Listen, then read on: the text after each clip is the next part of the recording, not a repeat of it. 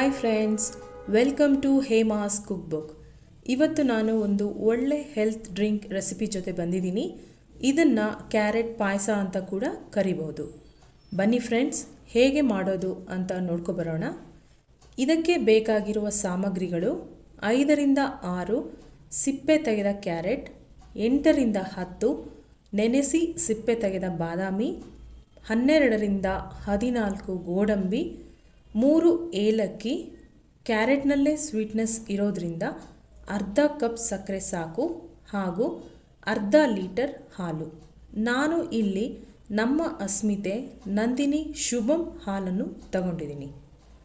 ಮೊದಲಿಗೆ ಕ್ಯಾರೆಟನ್ನು ಅರ್ಧ ಮುಳುಗುವಷ್ಟು ನೀರು ಹಾಕಿ ಕುಕ್ಕರ್ನಲ್ಲಿ 1 ವಿಸಿಲ್ ಕೂಗಿಸ್ಕೊಳ್ಳಿ.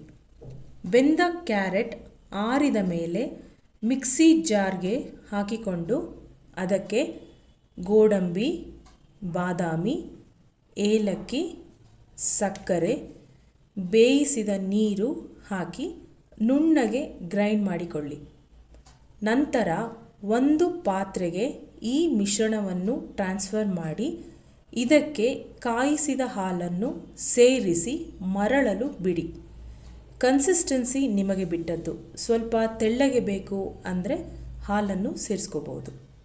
ಇದಕ್ಕೆ ಎಕ್ಸ್ಟ್ರಾ ಗೋಡಂಬಿ, ದ್ರಾಕ್ಷಿ, ತುಪ್ಪ ಆಗಲಿ ಹಾಕೋ ಅವಶ್ಯಕತೆ ಇಲ್ಲ.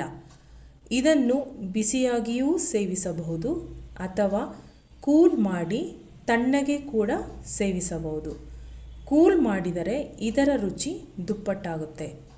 ಫ್ರೆಂಡ್ಸ್, ಈ ರೆಸಿಪಿ ನಿಮಗೆ ಇಷ್ಟ ಆಗುತ್ತೆ ಅಂದ್ಕೊಂಡಿದ್ದೀನಿ. Thanks for watching. Please subscribe ಮಾಡಿ.